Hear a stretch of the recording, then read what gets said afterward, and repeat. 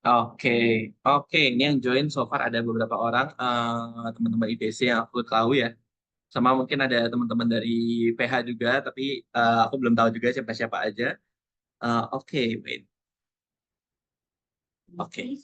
Oke, jadi pertama-tama selamat datang untuk teman-teman dari IDC dan grup-grup lainnya yang diajakin join ke Development Discourse. Development Discourse ini adalah sebuah seri diskusi semi terbuka gitu ya yang diadakan oleh Indonesia Development Circle.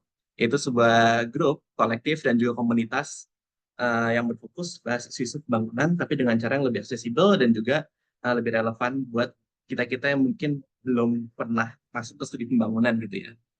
Nah, seri ini ditujukan untuk memberikan pengantar, titik masuk gitu ya untuk teman-teman yang mungkin ingin familiar dengan isu bangunan, apalagi melihat perkembangan di Indonesia saat ini, tapi belum tahu mulai dari mana. Dan maka dari itu kita akan mulai ke macam-macam topik, kayak minggu lalu, 2 minggu yang lalu kita ada bahas topik soal kawasan ekonomi khusus yang dibangun oleh Guntur sama Dimas. Dan minggu ini kita agak geser gitu topiknya. Dari yang topiknya sebelumnya kita bahas sangat ekonomi dan STEM banget, kita coba geser ke bahasan soal demokrasi gitu ya. Apalagi beberapa minggu terakhir lagi banyak perkembangan menarik soal demokrasi di Indonesia gitu. Dan oke, aku perkenalan dulu. Aku Cornelius, so far co-founder dan juga eh, saat ini leadnya IDC gitu ya. Untuk saat ini, tapi ke depannya harapanku ke teman-teman yang lain nanti bakal ada yang bisa ngelit juga ya. Dan yang gabung sama kita malam ini ada Anggita. Anggita ini dari Social Justice Indonesia. Ini ya apa SJW-SJW-nya Indonesia ya. Sekumpulan SJW-SJW yang suka demo gitu kan ya. Tapi juga punya pengalaman di media. Dan kemarin baru sampai ke tingkat lokal banget ya tuh sampai Serang nggak tuh. Iya, sekarang aku lagi ngeberitain soal isu-isu lingkungan di Serang. Mantap. Oke, thank you Anggita. Abis itu juga ada Efraim. Efraim dari Kenapa Harus Peduli. Tapi juga biasa kenalnya sebagai ini ya apa? Mas-mas demo Gen Z ya. Yang demo bawa MacBook gitu ya. Dan terakhir ada Mas Bayu sebagai masyarakat politik tapi sipil ya. Tetap masyarakat politik tapi sipil gitu kan. Politiknya dari mana? Nanti silahkan didiskusi sendiri kalau mau, kalau enggak juga nggak mau. Oke, mungkin aku bakal ini ya, kita formatnya kita muter aja, anggap aja diskusi informal aja, ngobrol-ngobrol aja. Tapi mungkin ini sih, mungkin aku mau mulai dari pertanyaan dasar dulu deh. Menurut teman-teman, ini mungkin nanti bisa taking turns aja gitu kali ya, gantian dari Gita, Efraim, Bayu, atau seterusnya. Kayak gimana sih kondisi politik sipil di Indonesia saat ini? Gitu ya kan. Bisa dari secara publik, bisa jadi secara formal gitu. Nah, mungkin teman-teman ada yang mau memulai?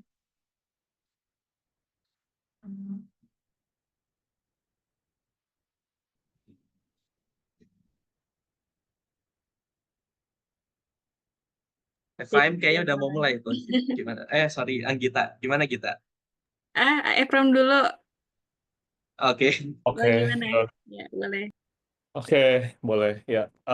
Thank you udah diberi kesempatan teman-teman. Halo semuanya, perkenalkan lagi aku Efraim. Eh, aku salah satu co-founder dari Kenapa Harus Peduli. Mungkin kita banyak di Instagram ya. Kalau teman-teman pernah lihat kontennya, memang kami mungkin kayak semacam kolektif komunitas juga ya dari campaigners, mungkin youth campaigners. Memang fokusnya tuh di isu-isu terkait marginalized community, kemudian juga isu-isu tentang lingkungan dan isu economic justice gitu. Dan karena isu-isu tiga tadi kan sebenarnya lumayan ini ya intertwine satu sama lain dan juga banyak dipengaruhi oleh kebijakan dan demokrasi kondisi kita ya. Jadi makanya kenapa belakangan ini tuh kami juga banyak membahas tentang hal-hal tersebut gitu. Jadi ya it's been very apa ya mungkin melelahkan kali ya. Melelahkan is one way to say it kali ya.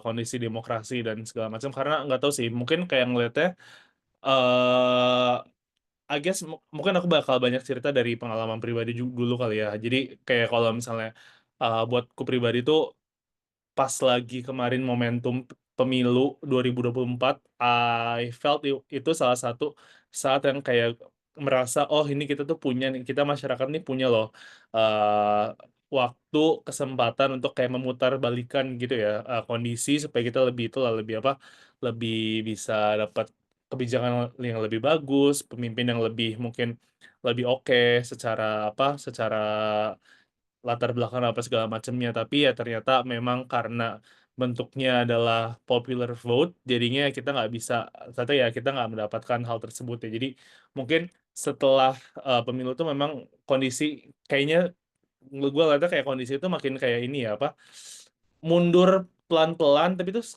kayak sekarang 2025 tuh udah yang kayak udah nggak malu-malu lagi, kayak bener-bener kayak udah lompat jauh gitu kan. Kayak kalau misalnya apalagi kalau misalnya ngomongin kayak tentang hal-hal yang memang dari 98 ya mungkin kayak kan pinnacle demokratisasi Indonesia kan di dalam 98 ya, kayak banyak yang pelan-pelan tuh di reverse satu persatu. Mungkin sekarang kayak yang lagi rame tuh dengan apa dui fungsi multifungsi bahkan katanya sekarang untuk TNI, Polri apa segala macam kan. Jadi mungkin kondisi demokrasi melelahkan dan itu juga bahkan kalau kita ngelihat secara data kan juga memang kita kayaknya makin tahun makin turun ya indeksnya apa segala macam. Tapi gue nggak tahu sih, gue nggak mau jadi yang kayak terlalu toxic positivity gitu ya. Tapi kayaknya sebenarnya I guess kalau misalnya kita ngelihat tetap ada hope gitu ya, tetap ada harapan karena kalau gue pribadi ngeliatnya beberapa saat ke belakang tuh dengan kayak waktu kemarin di apa yang dari demokrasi, yang pilkada, kemudian juga mungkin yang Indonesia Gelap tuh maksudnya masih ada orang-orang yang kayak memang peduli gitu kan untuk apa untuk gerak buat mengembalikan ke jalan yang benar gitu. Cuma mungkin ketakutan gua sekarang adalah to what extent kita bakal kayak tetap kuat gitu loh. Misalkan kayak ini kan kita melawan satu hal yang sistemik ya yang dengan power yang lebih besar daripada kita gitu kan. Nah, kita sebagai fuelnya tuh sebagai masyarakat sipil apa ya gitu kayak breaking point kita gitu. Dan itu mungkin yang kayaknya aku nggak tahu mungkin kayak dari Gita atau Bayu juga mungkin bisa itu ya kayak kira-kira apakah bakal ada gitu breaking point dari kita sebagai masyarakat sipil gitu. Karena itu yang mungkin yang paling gua takuti sih ya sekarang. Jadi kayak walaupun ada hopefulness-nya tapi tetap kayak ya mana ya gitu ujungnya apakah kita benar-benar kayak bayangin aja kayak ini baru belum sampai 6 bulan kan presiden yang sekarang tapi udah yang kayak banyak di every single day itu pasti selalu aja ada sesuatu gitu. Jadi itu sih mungkin dari gua ya opening sedikit. Hmm. Thank you. Iya, menarik ini ya apa konsepnya kita menunggu breaking point ya. Meskipun udah ada beberapa hal yang harusnya kalau secara teori kita pikir-pikir gitu kayak ini harusnya udah ribut nggak sih gitu atau udah Iya. something happen gitu tapi kok masih kalem-kalem aja gitu kan. Mungkin ini juga sih, mungkin kalau gue lebih ke breaking point adalah ketika akhirnya di tahap orang-orang tuh udah stop caring gitu kayak malah jadinya bukan yang kayak akhirnya kita kayak riot atau revolution, tapi jatuhnya lebih yang kayak ya udahlah mau gimana lagi gitu. Karena sekarang mungkin masih nggak tahu, mungkin takutnya sekarang kayak kita masih semangat tapi pelan-pelan, apalagi kan kebijakan yang keluar itu banyak yang populis ya gitu. Tiba-tiba nanti mungkin kita yang mungkin kayak yang sekarang yang banyak turun katanya middle class, upper middle class tiba-tiba dikasih kebijakan yang populis buat mereka tuh saya mereka kayak oke it's fine gitu. Itu kan then what gitu. Itu yang kayak mungkin juga harus kita apa aku ngeliatnya kayak itu juga harus kita pikirin sih itu kali ya. Oke, menarik menarik. Ini ya apa? Ada kebijakan yang represif, opresif, tapi at the same time kalau muncul kebijakan yang juga populis dan kayak sebenarnya nggak jelek-jelek banget gitu. Jadi kayak masyarakatnya bingung gitu ya. Nah, kalau Gita atau Bayu gimana nih? Ya, kalau dari aku, karena tadi pertanyaannya bagaimana kondisi politik demokrasi kita saat ini, mungkin ya kalau Efrem bilang itu apa namanya, kita bisa melihat after pemilu ya. Sebenarnya kita sudah mengalami polikrisis sebelum itu gitu ya. Mungkin ini bisa jadi bahan diskusi lagi gitu. Kalau aku melihatnya ya kita sudah taraf polikrisis nih. Nah, politik kita sudah sangat krisis gitu ya. Eh, sebelum pemilu itu gitu. Dan memang saat itu pula sangat-sangat di apa namanya apapun ya yang dilakuin sampai sampai di taraf akademisi pun dibungkam gitu. Ya kan kita kita tahu itu gitu. eh jadi kalau kita ngomongin ruang gerak politik kita sampai taraf kampus dan akademisi aja itu udah dibungkam tuh kita mau minta tolong ke siapa lagi sih sebenarnya gitu dalam fenomena ini gitu ya, polikrisis ini.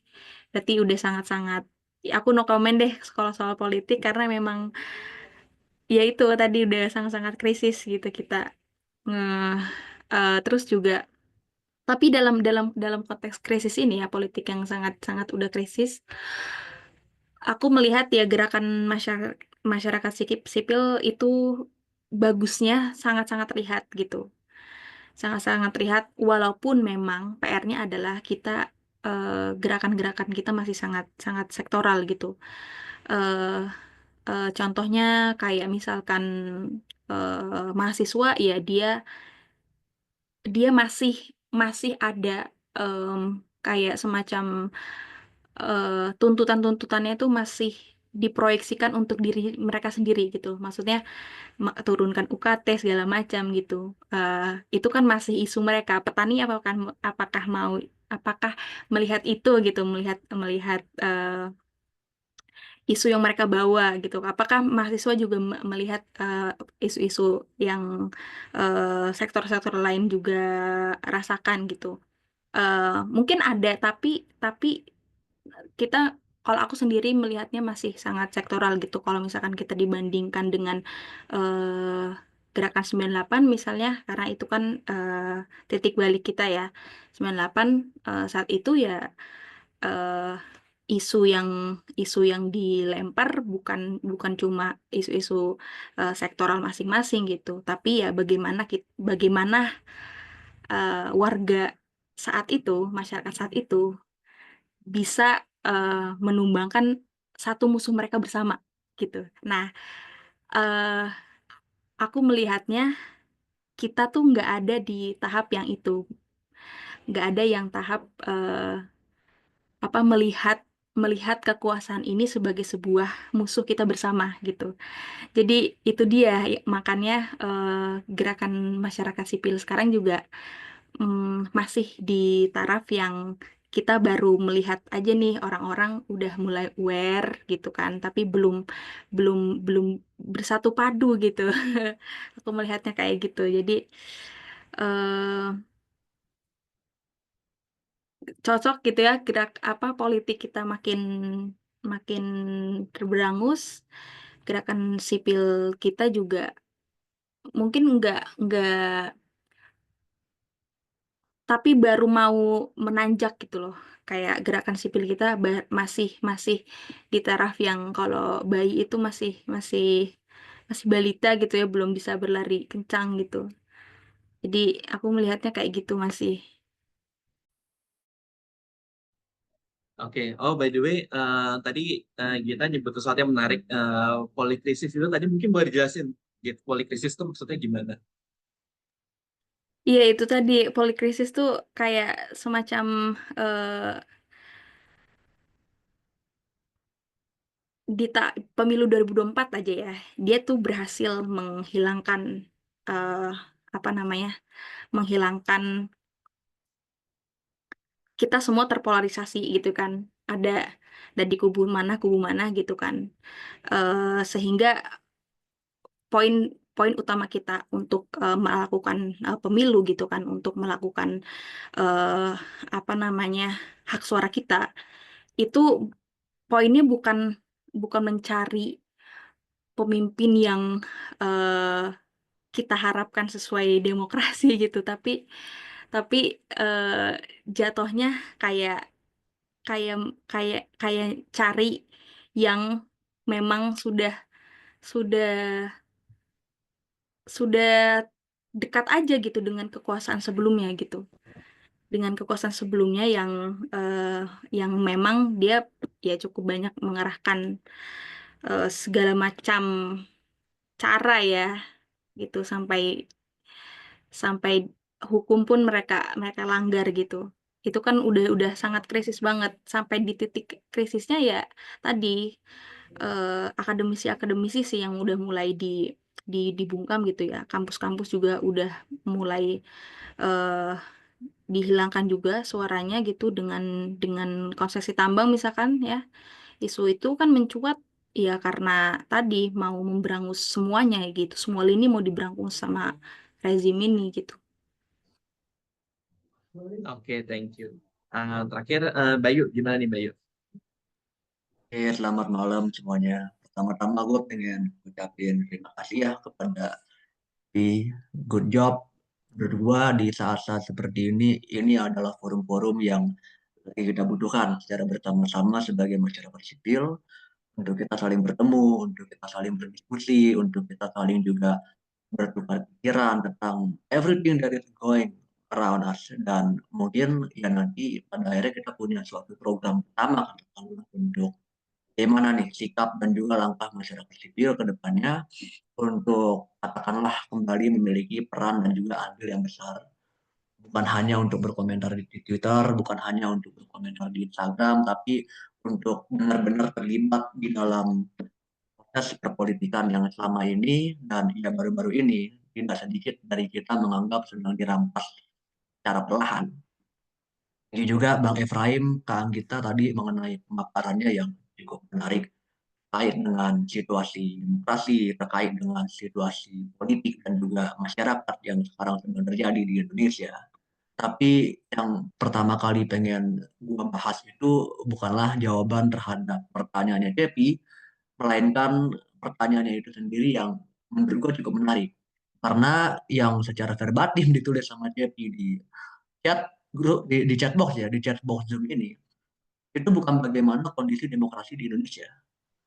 Bukan juga tentang katakanlah kondisi republikanisme di Indonesia dan juga paham mengenai pemerintahan rakyatan, enggak.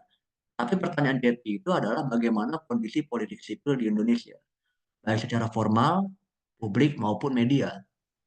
Dengan pertanyaan seperti itu, dengan pertanyaan seperti itu, andaikan gua adalah warga negara Cina yang tinggal di bawah rezim Republik Rakyat Tiongkok, maka terhadap pertanyaan itu bisa gue katakan ya sedang baik-baik saja, karena ada proses publik di dalamnya bagaimanapun. Meskipun emang catatannya adalah nggak semua dari publik itu ikut dalam prosesnya, dan suara juga masih didengarkan. Seperti di DPR itu masih ada RDP dengan berbagai kelompok kepentingan, dengan berbagai kelompok masyarakat sipil juga, meskipun lagi-lagi catatannya adalah tidak semua terlibat di dalamnya. Terus di media juga kita masih melihat kalau ya acara-acara seperti catatan kritis dan juga berbagai tayangan lainnya yang ditontonkan di CNN Indonesia sebagai contoh political show itu tidak juga hanya berisikan orang-orang yang pro terhadap pemerintah, tapi mereka juga sering menampilkan dan mengundang orang-orang yang punya catatan kritis terhadap pemerintahan. Maka bisa dikatakan bahwa partisipasi publik di Indonesia itu masih terjaga. Kendati ukuran objektifnya seperti di Economic Intelligence Unit dan juga Freedom House dan lain sebagainya menunjukkan kalau demokrasi sedang mengalami penurunan. Di sini, menurut gua kita harus mulai juga mempertanyakan yang bermasalah itu apa sebenarnya? Apakah pemerintah benar-benar katakanlah menutup ruang untuk berpartisipasi di negara bagi kalangan sipil? Atau permasalahannya itu adalah bukannya ruangannya ini ditutup, melainkan hanya bisa diakses oleh orang-orang tertentu doang, yang mereka juga merupakan bagian dari sipil. Karena ya gue sedikit ngebuka aja lah. Saat ini gue lagi bekerja di suatu partai yang logonya bunga mawar, benderanya merah, ya kan? Namanya Partai Solidaritas Indonesia. Dan there have been dynamics yang sebenarnya gue belum bisa ngomong ini secara publik ya.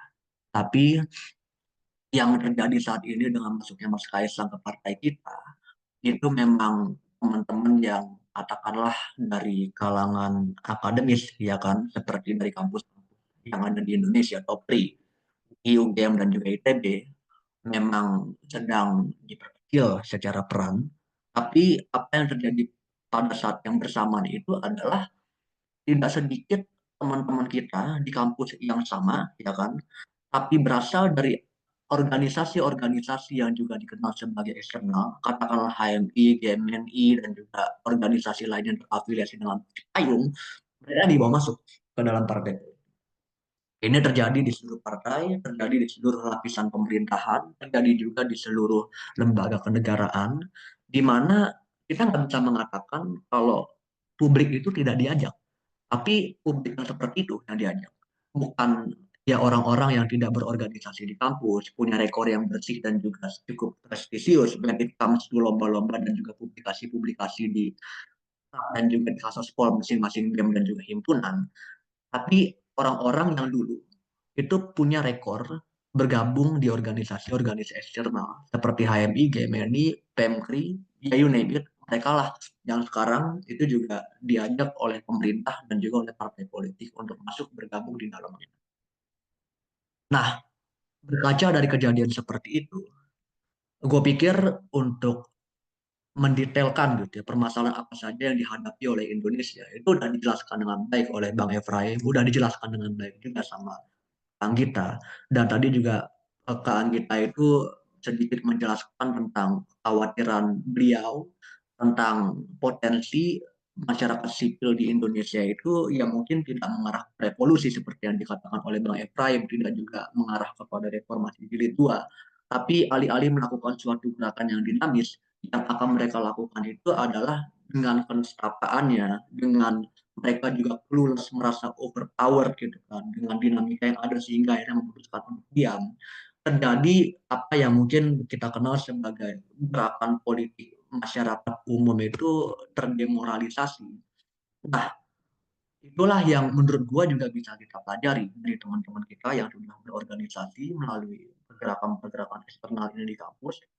Nah, ya kita dengan segala pemikiran yang kita miliki, segala program yang bisa kita pikirkan juga, itu berjuang dengan cara-cara yang tidak seperti mereka, yang mungkin secara pemikiran program dan juga strategi serta taktik politik itu ya katakanlah nggak canggih-canggih amat, tapi dengan kekuatan organisasi, jaringan dan juga kenalan mereka di dalam pemerintahan dan di luar pemerintahan bisa minimal banget masuk ke dalam dan juga berpartisipasi.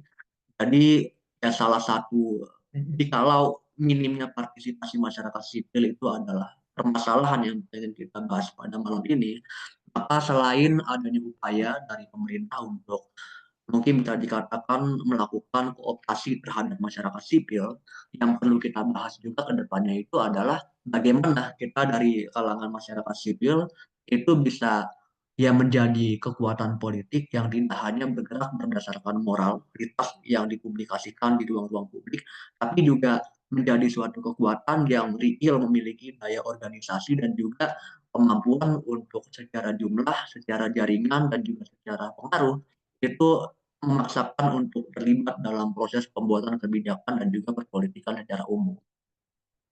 Mas Weli, ini Mas apa Mbak nih? Ya Mbak Weli, Mas Weli, sumber masalah Indonesia itu partai. I beg to differ. I beg to differ. Karena ya kita tidak suka atau suka dengan partai politik.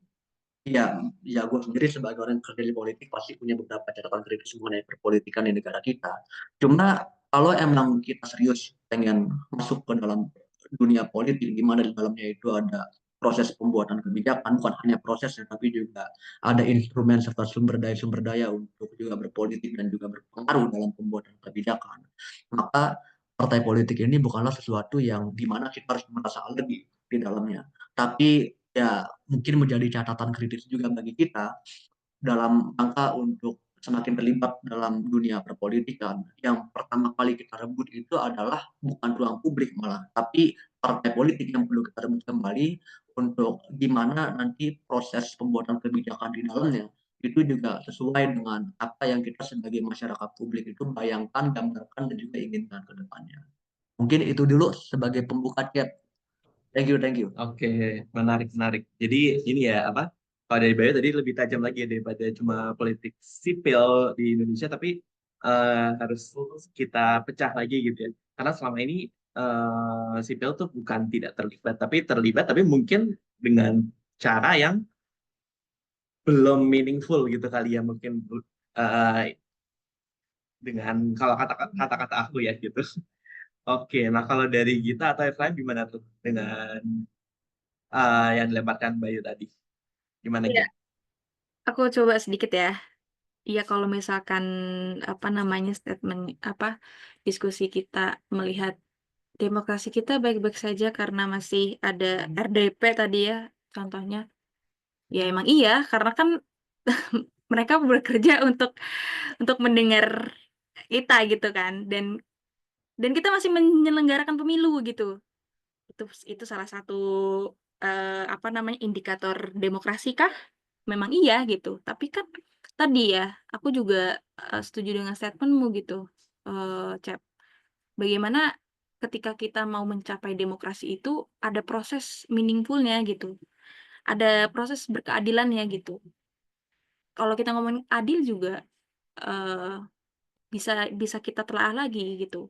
Bagaimana bagaimana adil untuk masyarakat kelas A, bagaimana adil untuk masyarakat kelas B gitu kan.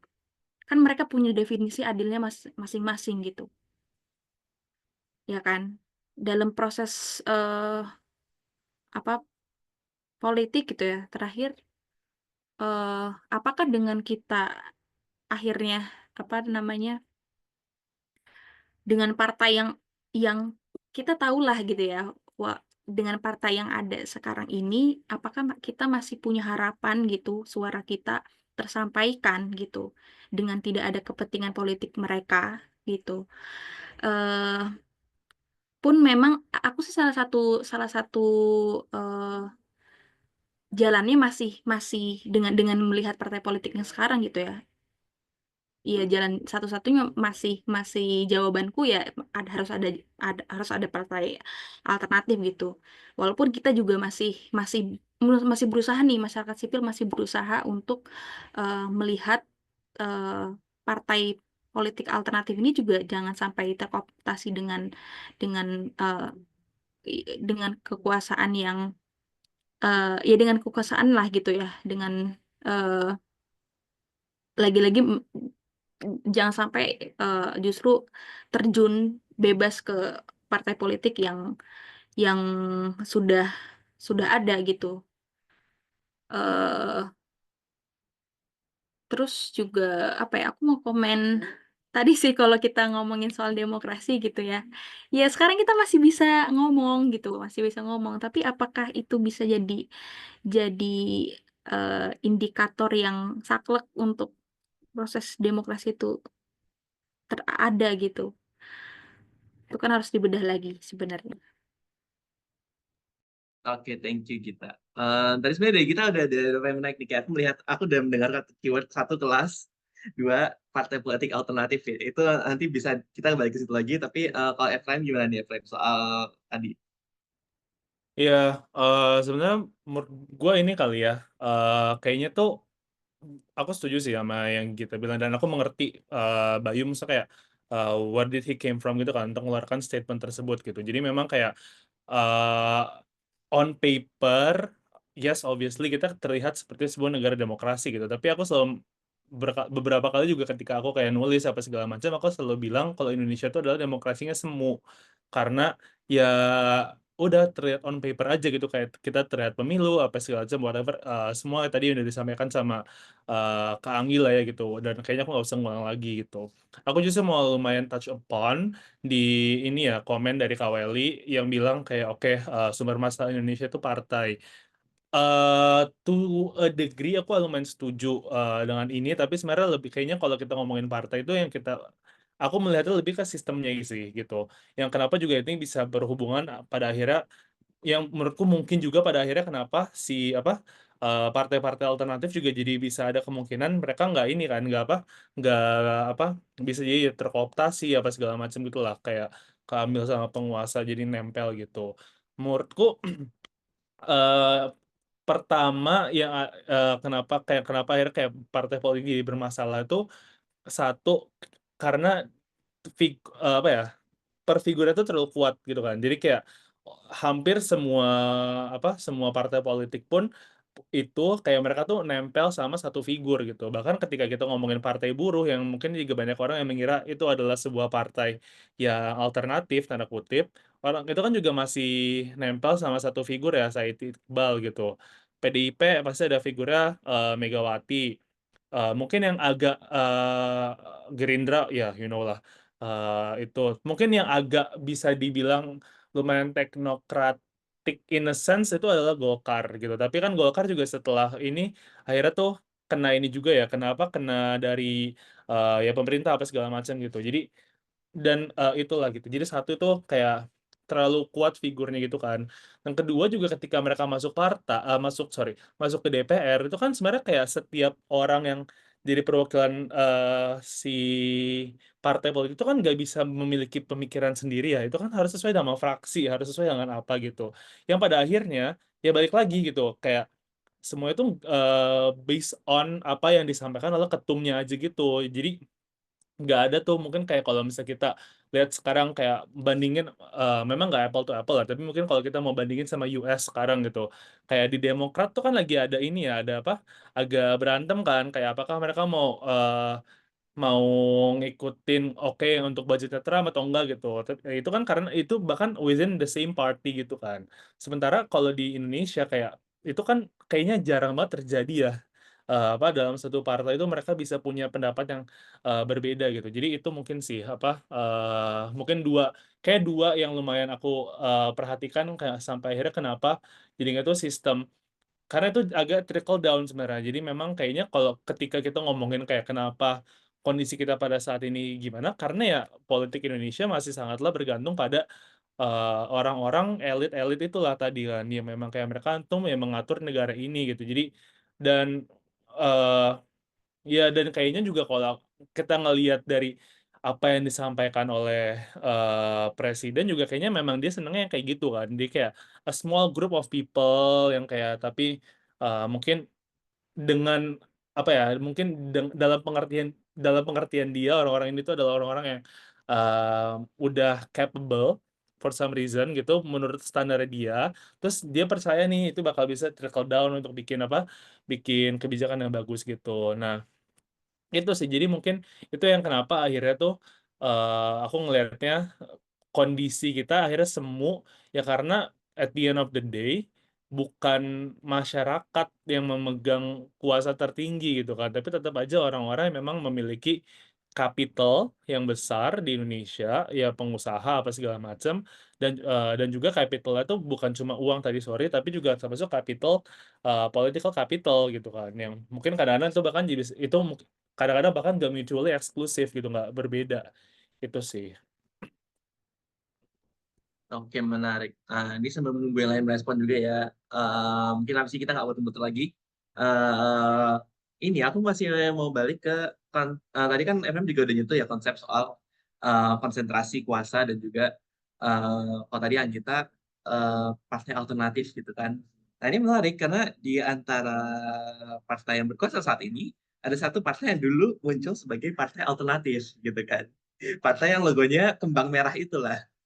Nah, tapi kira-kira apa what happened gitu loh, kayak kenapa ya kita awalnya sempat punya pergerakan-pergerakan yang mungkin kira-kira oh akhirnya ada alternatif gitu kan. Ada si kembang merah gitu kan. Terus sekarang kita punya si apa padi oren lah gitu lah.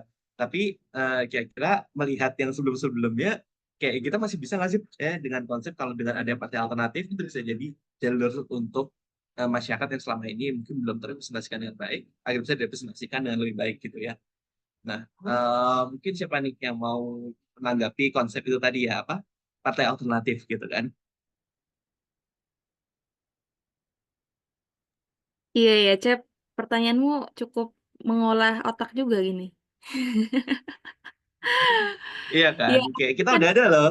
Kalau kayak gitu. dibilang ada atau enggak, ada. Tapi kok begitu gitu. Iya, bener bener banget. Aku sih Pak pikirku daripada gitu loh. Daripada eh, kita tadi ya berharap sama partai yang memang sekarang partai yang ikut pemilu sekarang nih gitu, huru hara mulu gitu. Saya sebagai masyarakat sipil sudah capek melihatnya. Ya baru melihatnya partai alternatif itu gitu. Tapi apakah apakah partai alternatif adalah satu-satunya jalan? Untuk proses politik ya ya kita bisa berharapnya sama partai politik gitu kalau kita lari-lari lagi gitu ya. Jawabannya ini ntar jawabannya partai politik lagi. Kita mau ngapain juga muaranya itu pasti akan partai politik gitu loh di Indonesia ini gitu. Jadi diskusinya akan ke situ-situ aja sebenarnya. Cuma aku nih mau nekanin ke gimana caranya kita sebagai masyarakat sipil ini bertahan sih di era gempuran yang sudah semakin elit, situasi sulit gitu kan, perut makin melilit karena di media juga susah nih industrinya gitu. Jadi apa namanya eh, efisiensi itu sangat-sangat berdampak gitu. Sampai banyak-banyak orang apa di industri media tuh orang-orang pada di layoff gitu gara efisiensi Kak. Itu berdampak juga by the way. eh eh, Mungkin kita juga apa ya kalau ngomongin masyarakat sipil paling gampangnya masing-masing dari kita sih bisa ngelakuin apa gitu dengan eh aku bergelut di media gitu, Efraim mungkin sebagai pekerja gitu kan, Bayu yang sudah jelas-jelas join di dalam partai politik, dia kamu bisa bisa melakukan apa gitu kan dengan tadi eh, figur yang masih monoton gitu ya di partai politik. Apakah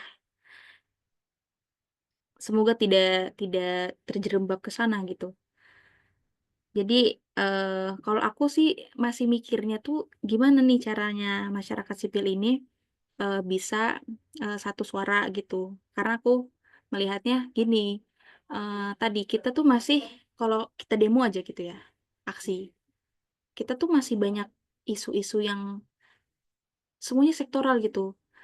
Setiap lembaga, organisasi, individu punya punya tuntutannya masing-masing gitu.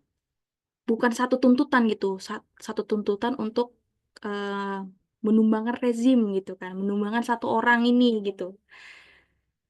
eh Satu orangnya tahu lah ya.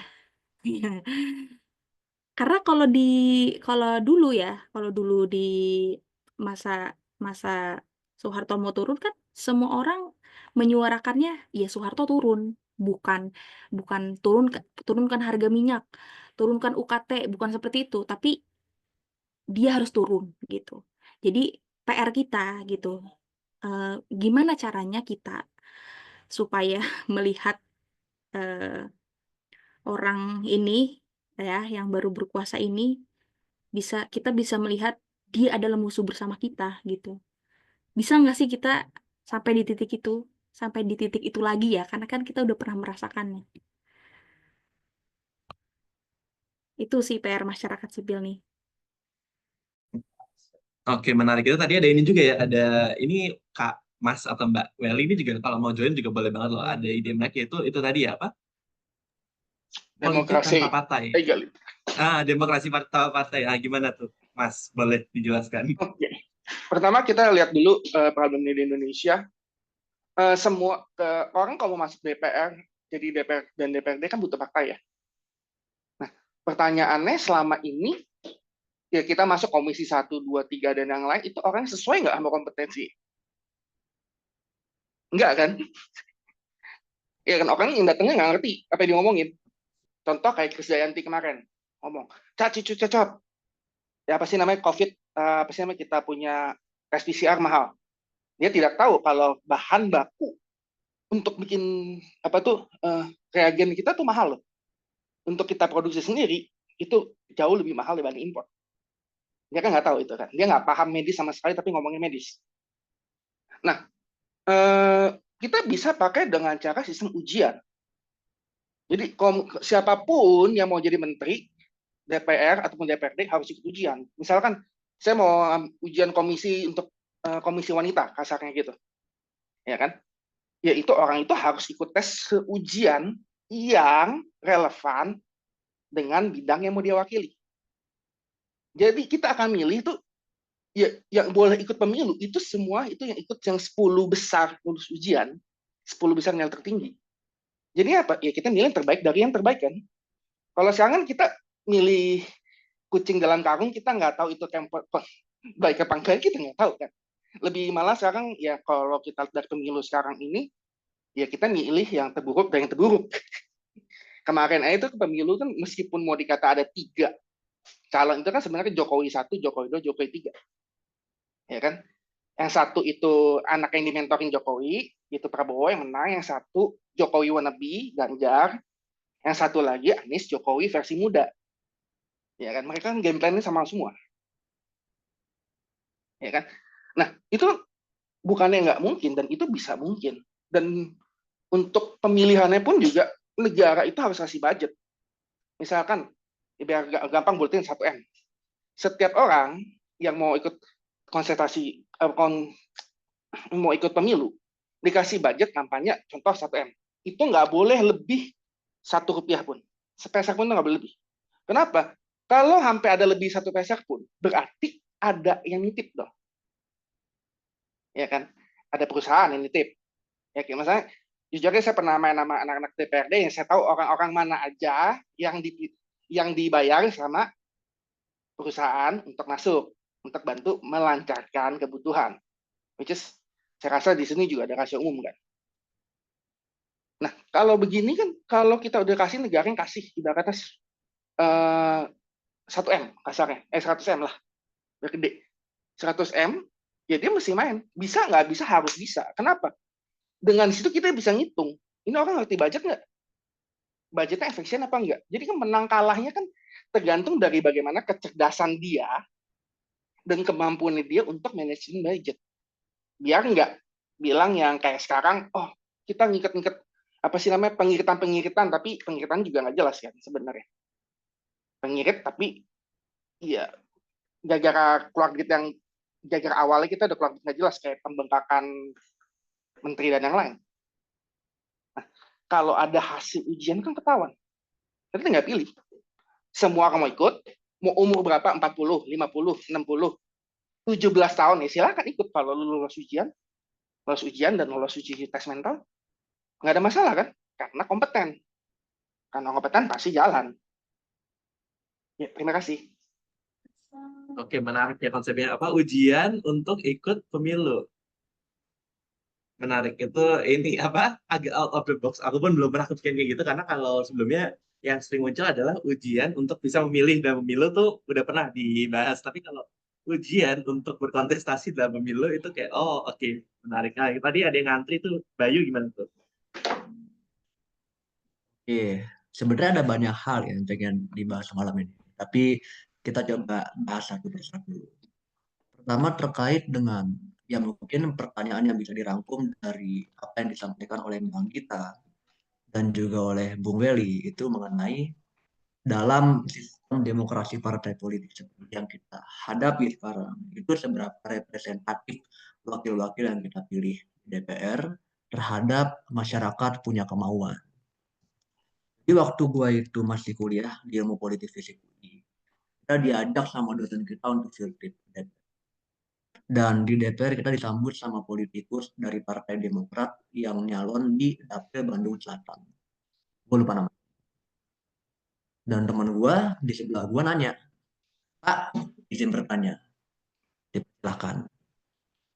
Dia mau nanya, dia pengen tahu waktu yang dipakai sama Bapak satu ini untuk kunjungan ke dapil, ngerawat dapil lah dalam tanda kutip, dengan hadir di tengah-tengah masyarakat, membangun infrastruktur yang diinginkan oleh konstituen dia, dan juga menyalurkan bansos. Itu lebih lama mana selama dia menjalankan tugasnya di Senayan untuk membuat undang-undang yang merupakan tugas dan juga fungsi utama dari lu sebagai anggota dewan di parlemen. Dan not surprisingly, dia ngejawabnya kalau ya sebagai anggota dewan dari Bandung Selatan itu, dia lebih sering untuk melakukan kunjungan ke dapilnya, merawat konstituen dengan hadir di antara mereka dan juga membantu proses pembangunan titik dan juga penyaluran bansos di sana. Dan itu menyadarkan gue terhadap satu hal yang juga pernah dibahas sama Bung Karno. Mungkin kita juga bisa nanti membaca secara bersama-sama. Jadi di dalam buku yang berjudul Indonesia Menggugat, pledoi dia di hadapan Landstraat Belanda waktu dituduh sebagai biang rusuh tahun 1930-an. Itu ada satu bab dalam buku itu yang judulnya adalah Marhaenisme, di mana hakim Belanda yang bertugas pada saat itu menuduh Bung Karno menjalankan apa yang mereka sebut sebagai politik komunisme. Politiknya orang kecil, politiknya kelas bawah yang simple dalam artian nggak membutuhkan daya intelektualitas untuk mendidik mereka, tapi mengerjakan apa yang mereka inginkan untuk secara konkret selesai di depan mata mereka. Dalam konteks perpolitikan yang modern, kita mengenal itu dengan pembangunan fisik. Kita mengenal itu dengan CSR yang diupayakan oleh anggota-anggota dewan ini, terjun baik dari BUMN, BUMD maupun perusahaan-perusahaan swasta untuk melakukan pembangunan fisik yang ada di masing-masing daerah mereka. The problem is, memang DPR dan juga sistem legislatif yang sedang kita hadapi sekarang itu tidak menjalankan fungsi mereka dengan baik dalam konteks membuat undang-undang yang relevan dan juga dibutuhkan menimbang banyak hal-hal yang bersifat teknokratis. Tapi itu juga merupakan suatu konsekuensi dari konstituen mereka sendiri, dan ini adalah kebanyakan konstituen di Indonesia yang sebenarnya mereka itu milih anggota dewan mereka bukan berdasarkan kemampuan mereka untuk membuat suatu undang-undang yang sound secara teknokratis. Tapi di antara pilihan-pilihan yang ada, terutama di daerah rural ya, meskipun di daerah perkotaan juga masih banyak, tapi terutama di daerah rural atau pedesaan, pedalaman, kayak Bandung Selatan tadi itu, dia pengen anggota dewan yang bisa bekerja aman. Dan bisa bekerja itu dalam artian gue bisa ngelihat lu hadir di lingkungan gue, dan gue bisa ngelihat lu dan staff lu secara konkret melakukan pembangunan fisik, jalan raya, jalan setapak, bendungan, nyetak sawah, dan lain sebagainya.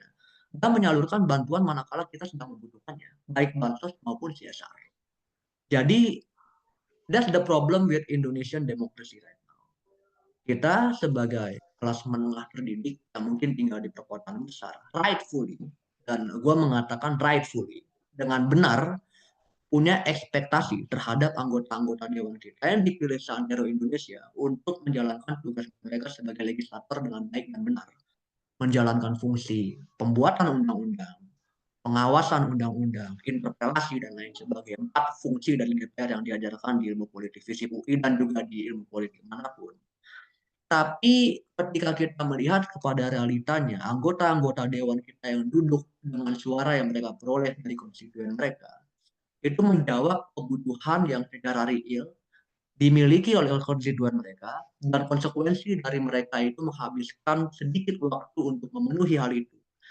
Dan pada saat yang bersamaan, berperilaku secara demokratis dan lain sebagainya, adalah mereka kehilangan suaranya in the next election. Jadi ini jahatnya kita sebagai politikus. Jahatnya kita sebagai politikus. Kita rational choice. Opsi 2, kita buat undang-undang yang baik, ngomong dengan benar, dan juga penuh dengan pertimbangan di DPR, ya kan? Atau ya kita fokus dengan pemenuhan kebutuhan konstituen kita, yang itu juga berkaitan dengan suara kita di pemilu berikutnya. Maka nggak sedikit politikus yang memilih untuk menjawab permasalahan dan juga permintaan yang kedua. Dan begini, memang betul gitu, nggak sedikit anggota parlemen kita di DPR itu ketika mereka berbicara, mereka enggak mengatakan hal-hal yang benar, baik secara moral, secara politik, atau secara demokratis itu. Tapi itu adalah pilihan dari masyarakat yang emang ternyata menaruhkan mereka punya ekspektasi dan juga harapan kepada orang yang meskipun di DPR itu tidak menunjukkan performa yang maksimal menurut kita, tapi di dapil masing-masing mereka perform. Bahkan seorang Putri Aneta Komarudin dari Golkar, dapil dia itu di Jawa Barat kalau gue nggak salah, daerah Purwakarta kalau gue nggak salah. Ya dia juga lagi-lagi meskipun termasuk salah satu dari legislator dan perempuan juga gitu, yang ketika dia berbicara di Komisi 11 waktu itu memberikan pertimbangan-pertimbangan yang baik atas suatu kebijakan dan juga suatu pengeluaran, nggak sedikit waktu yang dihabisin untuk lebih fokus pergi ke dapil dan juga menyapa serta membantu masyarakat yang ada di tempatnya masing-masing. That's the problem. Jadi benar seperti apa yang dikatakan oleh Kathy, pada akhirnya mengenai politikus dan siapa yang kita pilih untuk mewakili kita di parlemen itu juga nggak jauh-jauh dari permasalahan insentif. Dan sejauh ini gue ngelihatnya seperti ini. Selama dan juga sejauh kelas menengah yang kritis itu secara opini, secara aspirasi dan konkret secara suara tidak bisa jauh mengimbangi atau bahkan mengimbangi kepentingan dan juga mendesakan untuk mengambil suara orang-orang yang ada di daerah, orang-orang yang mungkin juga secara perekonomian itu ada di menengah ke bawah, cara untuk mendapatkan suara mereka itu secara memberikan bansos dan juga sogokan material, ya maka insentif bagi para politikus termasuk partai politik untuk lagi-lagi bukan menikmati ya, tapi juga bekerja dalam mode politik seperti ini lebih besar daripada bekerja sesuai dengan apa yang kita di kelas menengah ke atas itu bayangkan suatu sistem politik yang baik dan juga benar secara fungsional. Tadi kalau dapat sama 1% dari kesuksesan ayah tadi mengenai ujian ya, gimana ya? Kita di ilmu politik fisik UI setidaknya dan ya beberapa teman gua sepakat bahwa pada dasarnya demokrasi ini adalah pemerintahan yang dari untuk bagi rakyat dan dalam proses penyelenggaraannya mewakili daripada rakyat punya kemauan. Nah, kalau kita melihat statistik, masyarakat di Indonesia yang secara stratum pendidikannya itu S1 ke atas, bahkan nggak nyampe 5%, apalagi 10%. Jadi, dan itu sangat terkonsentrasi di kota-kota besar seperti Medan, Jakarta, Surabaya, Semarang, Bali, dan lain sebagainya lagi-lagi. Nah, apakah adil bagi kita untuk memberikan suatu ujian gitu, menjadi politikus dengan standar perkotaan kepada katakanlah politikus kita yang berasal dari daerah Blambangan, dari daerah Tapanuli Utara, dari daerah Papua Nugini, dari daerah Papua, dan juga dari daerah katakanlah ya Kalimantan Barat, karena ya kita tidak bisa mengekspektasikan bahwa di negara yang seluas Indonesia ini dari Sabang sampai Merauke dan dari Sangihe sampai ke Pulau Natal itu bisa bertemu dengan politikus-politikus yang pendidikannya sama dengan orang-orang di Jakarta, dan bukan cuma sama, tapi kebanyakan atau rata-rata dari mereka adalah seperti orang-orang yang berpendidikan seperti di Jakarta.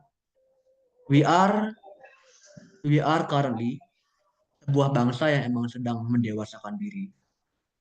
Dan ya bahasa kasarnya berlimpahnya politikus-politikus goblok gitu kan, terutama di daerah-daerah yang non perkotaan, adalah konsekuensi dari kita punya perpolitikan yang masih mencoba untuk mendewasakan diri. Malah kalau gue berpikirnya, justru ini tugas partai politik. Justru ini tugas partai politik yang dalam konstitusi, yang dalam undang-undang, dan dalam dokumen-dokumen resmi mereka tidak sedikit juga menjanjikan apa? Mencerdaskan kehidupan bangsa, khususnya dalam konteks memberikan pendidikan politik.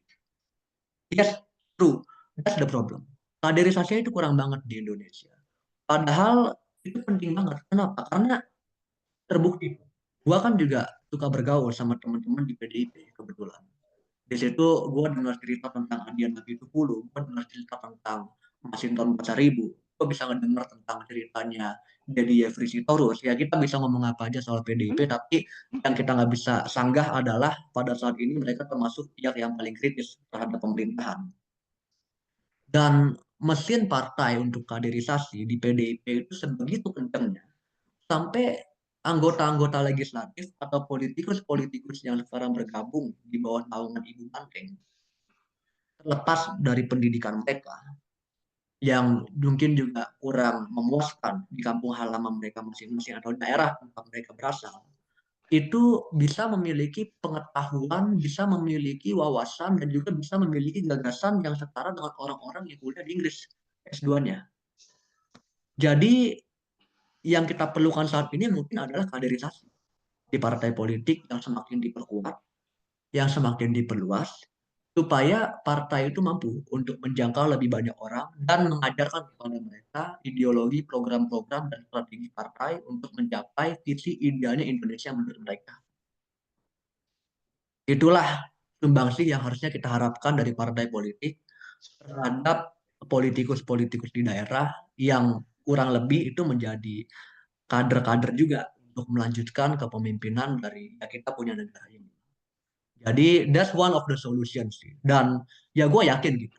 Hal ini akan sedikit banyaknya dibantu kalau orang-orang seperti Abigail Emery, ya orang-orang seperti Afutami, orang-orang seperti Andovina Lopez gitu kan, orang-orang seperti Base Indonesian, orang-orang seperti ya katakanlah misalnya Panji Pragiwaksono masuk ke dalam partai politik, ambil posisi ketua DPP bidang kaderisasi dan juga pembinaan kader, supaya ya dengan hikmat kebijaksanaan mereka dibantu oleh instrumen dari partai politik, ya maka kita bisa melakukan pendidikan politik yang optimal terhadap kader-kader bangsa ini. Dan satu partai yang gue lihat sedang setidaknya terkesan ya berupaya keras untuk melakukan itu adalah PKB. Ketika setelah Pilpres 2024 kemarin berakhir, itu banyak dari wakil ketua DPP-nya di bawah Caimin adalah anak-anak muda. Jadi salah satunya Rizal Pratama yang kemarin juga aktif dalam mengampanyekan Anies Baswedan sebagai presiden. Itulah kontribusi yang menurut gue sebagai kelas menengah, sebagai masyarakat sipil mungkin bisa kita lakukan. Karena demonstrasi-demonstrasi di luar, kritisme-kritisme yang kita lakukan di luar pemerintahan, itu hanya bisa diukur kebaikan keburuknya, optimal tidak optimalnya, ketika kita juga kemudian mencoba untuk menerapkannya. Apakah secara praktis bisa diimplementasikan meskipun emang jangka waktunya panjang dan kita perlu mengupayakan itu secara perlahan. Jadi Kak Efraim izin, ya kan Kak Anggita izin, mungkin dari sekarang bisa dipilih tuh partai politik mana yang cocok sama kalian, supaya ya kita bisa secara bersama-sama make change from within lah gitu. Sebagai bukan satu-satunya cara, tapi sebagai salah satu cara yang mungkin bisa kita pertimbangkan ke depannya untuk kita lakukan secara bersama-sama. Itu sih ya. Balik ke lu Cep. Thank you. Panjang dan lengkap ya. Efraim, gimana Efraim? Ya, mungkin gue mau nanggapin sedikit aja kali ya. Mungkin kalau gue kayaknya setuju to the extent kayak memang untuk membuat sebuah perubahan tuh juga memang perlu from within gitu. Kita nggak bisa yang kayak apa cuma dari luar doang gitu. Cuma kayaknya sekarang tuh gue lumayan apa ya? Gue lumayan mengimani tanda kutip gitu. Jadi ada Bill Moyer, dia bikin sebuah ini ya apa sebuah kayak semacam teori gitu, ada pembagian 4 jenis apa roles lah di social activism gitu. Jadi yang pertama ada yang namanya tuh memang orang-orang yang kayak dari mereka masuk dalam sistem from within itu memang yang kita sebut sebagai reformer gitu ya. Jadi memang kayak mereka memang mau masuk ke dalam, memang mereka yang memang pengen untuk kayak mencari nih change spaces di dalam sistem tuh seperti apa sih gitu, dan mereka tuh memang melakukannya dengan kaedah-kaedah within the system gitu. Jadi memang itu satu role gitu, satu. Terus kedua ada yang namanya memang kayak mereka tuh yang disebut sebagai rebels gitu. Jadi rebels ini adalah orang-orang mungkin yang selama ini suka ini ya, suka apa yang kayak biasa demo apa segala macam gitu ya. Memang mereka tuh banyak memperbaiki dari luar sistem dengan cara itu tadi dengan non-violent direct action dan sebagainya gitu. Itu yang kedua. Terus ketiga ada yang namanya citizens. Jadi ini adalah mungkin kalau kita masukin ke dalam konteks organisasi, itu tuh mungkin organisasi-organisasi yang memang mereka tuh ya udah gimana caranya supaya masyarakat tuh bisa menjadi masyarakat, let's say dengan kayak self development apa segala macam gitu. Tapi memang kayak mereka berfokus terhadap pengembangan dari setiap individu orang-orangnya gitu. Itu kemudian yang terakhir adalah juga yang change agent. Jadi change agent ini memang orang-orang yang mereka itu biasanya bekerja dalam social change itu dengan mengumpulkan orang, grassroots, ya mengumpulkan orang dan segala macam untuk supaya akhirnya itu sama-sama bisa mereka mungkin pendidikan politik dari luar sistem gitu. Nah, sebenarnya gue nggak setuju ketika dibilang semua orang harus masuk ke dalam sistem, karena the system is broken, dan kalau semua orang masuk ke dalam sistem at the end of the day sebenarnya diperlukan juga nih orang-orang yang ada di luar sistem. Jadi kalau misalnya kita ngelihat kayak let's say contoh apa ya, kayak gue sebenarnya kurang suka 98 karena kalau sebagai contoh karena itu kan agak elitnya juga semua main ya di situ ya. Cuma kayak let's say anggaplah itu gitu. Kalau misalnya memang nggak ada kayak dari luar dan dari dalam, itu nggak akan ada perubahan kan sebenarnya gitu loh.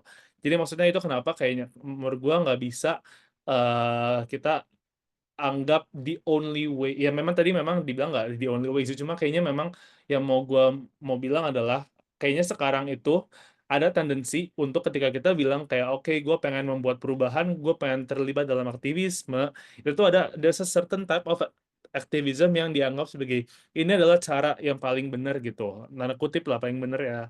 Nah, kayaknya salah satu cara untuk apa ya? Mungkin tadi juga yang menjawab Anggita gitu, gimana cara supaya kita bisa masyarakat sipil tuh bisa satu suara, ya mau nggak mau memang kita harus ada ini sih, mungkin gimana kita menjadi lebih inklusif in terms of dengan berbagai orang gitu.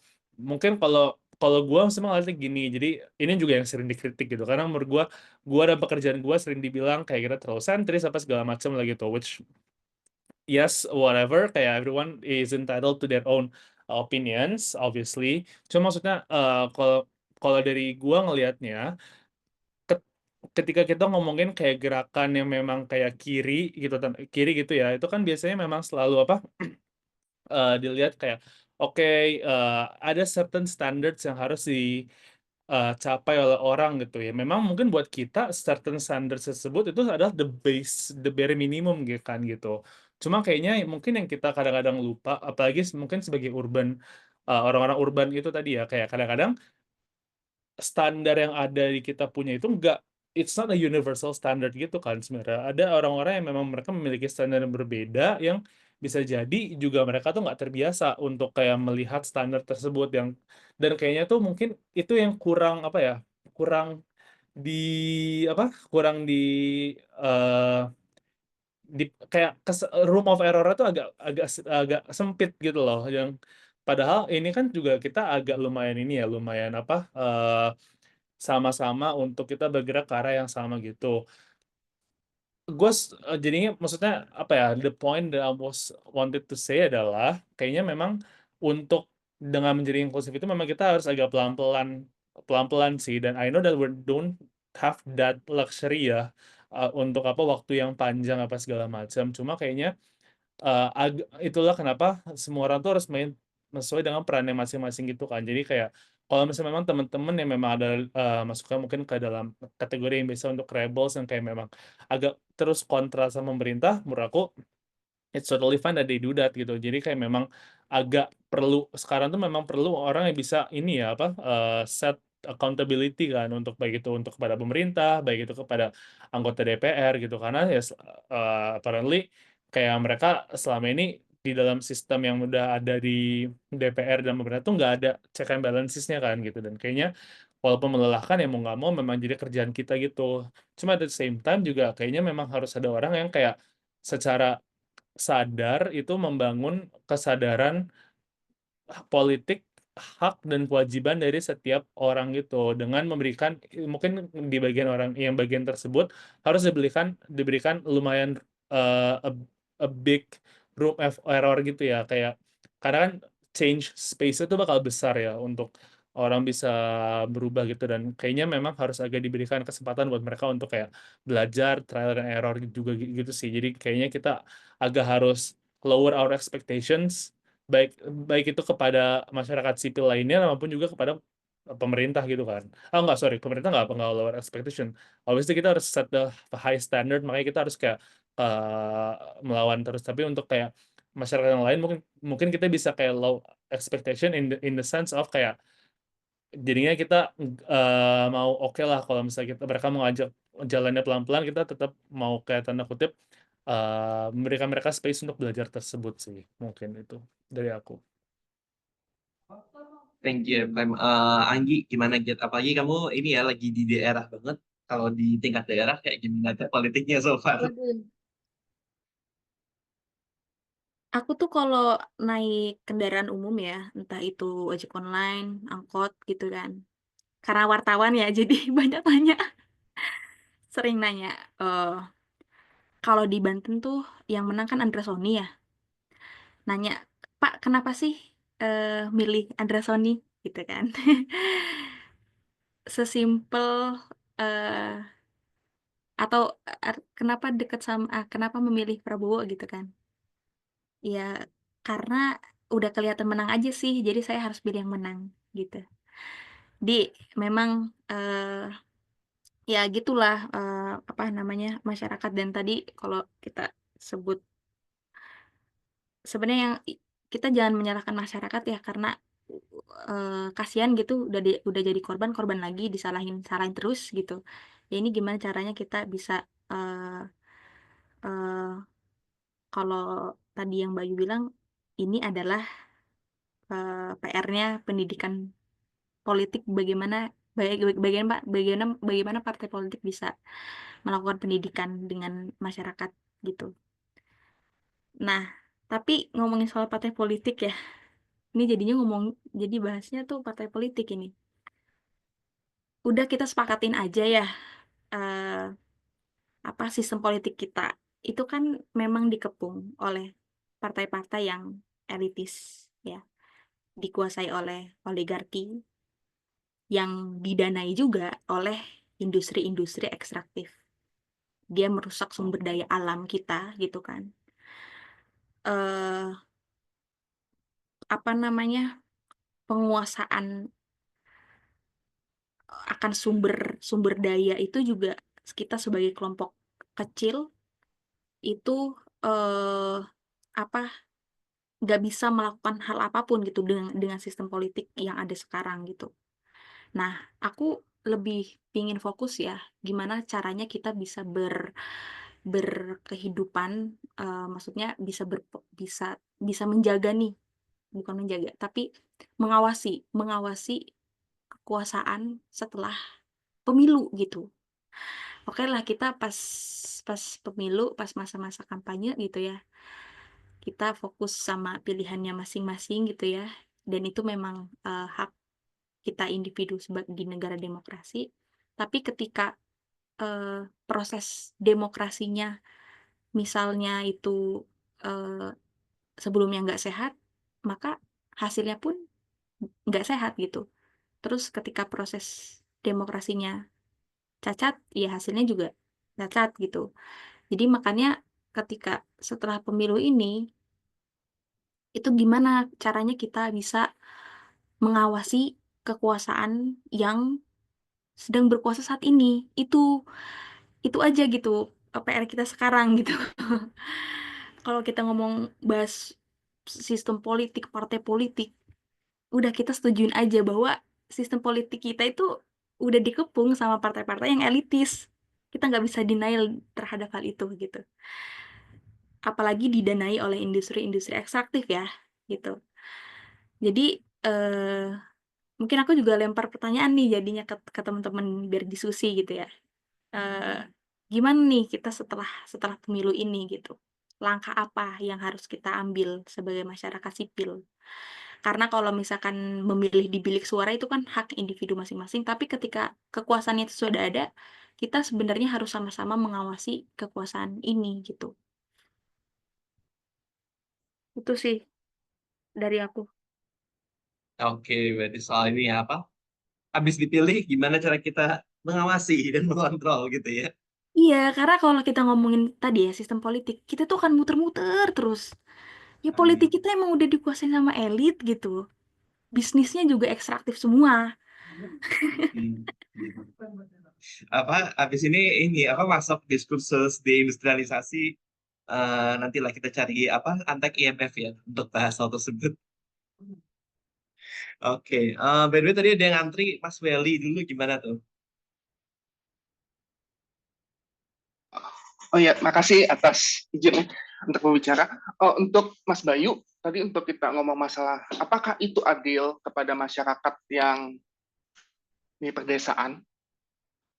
Pertanyaannya sebenarnya gini, Apakah adil kalau kita menganggap mereka itu semua yang di luar kota-kota besar itu bodoh? I don't think it's fair to them. Karena balik lagi, kita manusia itu spektrum. Ada yang bodoh banget, ada yang pintar banget. Dan kita tuh nggak akan tahu mana yang bodoh, mana yang pintar kalau kita tidak akan pernah exposure mereka dengan problem. Ya kan? Kita nggak ngasih kesempatan mereka untuk berpikir, ya mereka nggak akan tahu cara berpikir. Gitu. Ya, untuk masalah kenapa Indonesia bodoh gitu. Ini yang sering saya ngomong dari zaman SMA. Kenapa sih orang Indonesia itu bodoh? Orang Indonesia itu secara sistem kita tuh tidak boleh berpikir. Coba bayangin. Dari kita kecil, ketika orang tua ngomong, kita tidak setuju bilangnya apa? Anak kecil harus dengan orang tua. Kau apa kamu? Kalau kita mengikuti standar bias kan itu kan bias of authority kan. Cacat berpikir. By culture, by sekolah, by pemerintahan, kita tuh semua dididik dengan cacat berpikir. Ya bagaimana kita bisa mengharapkan dengan sistem yang sekarang ini masyarakat akan jadi cerdas? Ya nggak akan mungkin karena memang didesain untuk bodoh. Ya kan, kalau masyarakat semua pintar, partainya nggak akan laku. Mereka nggak tahu, oh ini orang nggak kompeten, ini orang nggak kompeten, ini orang nggak kompeten. Mereka akan hafal yang kemarin siapa yang korupsi, mereka akan hafal, nggak akan kepilih lagi. Sekarang kepilih lagi kan. Nah, untuk adil apa tidak, saya coba bikin simulasi. Ya kan? Saya ambil simulasi contoh Ambon. Lagi ini saya ke Ambon itu, saya ngeliat ada pohon coklat tumbuh liar begitu aja di dekat Pulau Ora. Nah, saya tanya ke situ, ini pohon coklat pohon siapa? Iya kan, area sekecil itu cuma ada satu pohon coklat. Nggak ada yang tahu, itu bukan punya dia, tumbuh liar begitu aja, dan mereka nggak tahu itu pohon coklat. Nah, pohon coklat itu tuh is a gold tree, itu mahal. Ya kan, contoh Belgia aja, kalau kita dengar coklat, yang kita dengar apa? Belgian coklat. Belgia itu nggak punya pohon coklat, Belgia nggak punya perkebunan coklat, Pak. Contoh kalau saya bisa bikin kebijakan, oke, karena Ambon bisa tumbuh pohon coklat begitu aja, kita bikin Ambon itu jadi perkebunan coklat. Kita ambil beberapa wilayah yang nggak kepakai jadi perkebunan coklat. Dari perkebunan coklat itu kita bikin Charlie and Chocolate Factory versi Indonesia. Dengan kita gabungkan dengan production coklat dan pariwisata, dengan pemandangan alam yang indah, itu kan kalau kita hitung-hitung, kita hitung kasar aja. Itu kalau kita bisa dapetin 10% aja revenue dari Belgia dan 10% revenue dari Maldives, itu rakyat bisa dapat keuntungan berapa banyak? Rakyat sejahtera semua, itu pasti makan, nggak mungkin kelaparan. Iya kan? Karena itu tanah mereka. Yang ketika itu jadi pariwisata, mereka yang kerja semua di sana. Ya kan? Orang tuna, Jepang impor tuna dari Ambon kok. Ya kan? Nah, dan ketika saya ngomong itu ke orang Ambon, tahu nggak orang Ambon ngomong apa? Kita ini orang Ambon, kita bodoh dan malas. Nah, pertanyaan gini, lebih adil mana kebijakan yang kalau saya bikin kebijakan untuk seperti itu, dan kebijakan pemerintah sekarang yang entah gimana masyarakat sendiri nggak bisa berpikir kalau dia itu mampu. Lebih adil mana untuk mereka? Pertanyaan gitu. Yang satu, benefit jelas, bisa kehitung. Yang satu, oh saya bodoh, hasilnya seperti itu. Lebih adil mana? Dan let's say, anggaplah mereka tetap bodoh. Dari pilihan itu, dari semua yang kita milih, yang kita pilih pas pemilu, tutup mata, cap-cip-cop. Tutup mata. Ya, apa yang kita pilih itu kalau semua lulus ujian kan. Meskipun pilih yang asal, yang naik semua itu kompeten. Pasti yang kompeten. Nggak mungkin ya nggak kompeten, karena yang boleh ikut yang kompeten. Yaitu adil untuk semua, dan adil untuk orang-orang Indonesia yang benar-benar ingin membantu negara kita. Ya kan, nggak perlu ngasih duit ke partai, ya kan, nggak perlu ikutan nyogok ke warga, ya kan, itu lebih adil. Dan nah, untuk pendidikan politik itu gimana caranya Indonesia itu bisa paham politik? Knowledge itu datang dari exposure. Kita nggak akan ngerti matematika kalau kita nggak akan pernah diekspos matematika. Kita nggak akan ngerti biologi kalau kita tidak pernah diekspos oleh biologi. Bagaimana masyarakat bisa ngerti politik? Kasih mereka exposure, mengenai politik. Kita kan zaman sekarang ada TikTok, ada YouTube, dan lain-lain kan. Pemerintah bisa pakai itu channel. Kalau memang pemerintah mau masyarakat pintar. Bikin channel. Orang acara politik itu kan selalu rame kan. Nggak di TV One, di Metro TV selalu rame, orang selalu nonton. Cuma masalahnya yang ditonton kan kita orang debat nggak jelas kan, debat nggak ada etika sama sekali kan. Semua main ad hominem. Nggak ada debat intelektual, itu penggiringan opini semua ujung-ujungnya. Itu ya dari itu kan kita sebenarnya tahu masyarakat itu suka politik, sebenarnya bukan nggak peduli karena ratingnya tinggi. Kalau nggak peduli gimana, nggak mungkin ratingnya tinggi kan. Oke, yuk. Terima kasih, itu aja. Oke, menarik. Thank you. Tadi juga ada ini ya, apa? Kak Reva ya?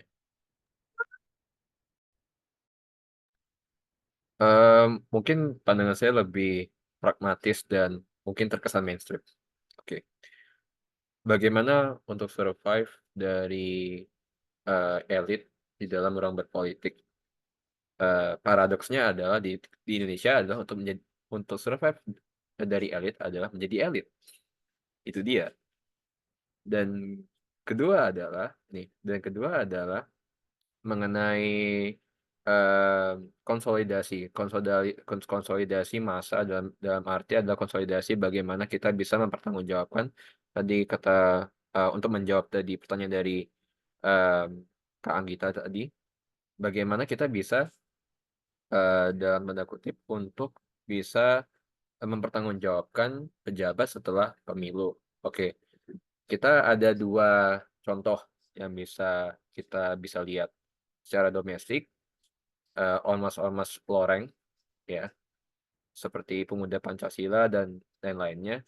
Secara ironisnya itu meskipun merekanya itu membantu untuk legitimasi pemerintah dan juga tokoh-tokoh politik yang ingin berkonsultasi di pemilu elektoral berikutnya, tetapi mereka itu adalah salah satu pressure group kelompok yang paling efektif dalam hal untuk mempengaruhi kebijakan, or at least membuat legitimasi terhadap tokoh tersebut gitu. Nah, kedua adalah ada model konsensus. Kalau di luar itu yang paling sama dengan kita secara proses elektoralnya yaitu dan juga persebaran secara geografisnya itu Amerika Serikat gitu kan. Oke, meskipun di Amerika Serikat itu mereka cuma mempunyai 2 partai. Satunya 3 sih, secara teknis lebih banyak lagi partainya, tapi secara aliran utamanya ada 2 partai, yaitu Republikan dan juga Demokrat. Namun pada saat kalau kita melihat lebih dalamnya, masing dalam partai tersebut tuh banyak faksi dan juga banyak kelompok yang secara secara formalnya itu tidak terdaftar dalam hal partai tersebut. Namun mereka itu selalu aktif mempengaruhi jalannya diskursus kebijakan dan juga agenda settingnya mereka di dalam konvensi-konvensi partainya mereka seperti apa. Contohnya tahun 2024 kemarin, 2023-2024 ketika konvensinya Republikan. Jadi kan CPAC sama convention RNC atau Republican National Convention itu kan dua acara yang berbeda tapi dalam satu agenda, dalam satu rangkaian lah gitu kan. Nah, CPAC itu gunanya apa gitu? Yaitu adalah membentuk konvensi antar banyak kalangan, dengar pendapat dan juga ya berlobby di situ untuk mau apa sih kita tahun 2025 gitu kan. Visi kita apa, misi kita apa gitu kan. Oke, setelah mereka hanya berlobby soal agendanya, oke, kira-kira mulai ini si mereka kayak dalam masing-masing faksinya, kelompok masing-masing itu membuat suatu standar gitu. Oke, kita bakal pilih siapa orang yang bisa mengeksekusi agendanya ini gitu, agenda Project 2025 gitu contohnya. Dan akhirnya apa gitu, semua elit-elitnya di Republika mulai itu yang menang sekarang dari Donald Trump sampai ke siapa ya, ke Nikki Haley gitu kan. Mereka itu mempunyai versi mereka sendiri gitu loh untuk bisa menggolkan Project 2025 ini dengan cara mereka gitu kan. Kalau di Indonesia ada nggak seperti itu? Kalau kita ada, yaitu adalah di pemilu kemarin, yaitu adalah Pak Anies Baswedan gitu kan, membuat fakta integritas gitu kan, fakta integritas terhadap kelompok-kelompok interest group masing-masing. Itu salah satu yang kita bisa lihat gitu dengan ciri khasnya kita masing-masing. Nah, pertanyaan kita itu adalah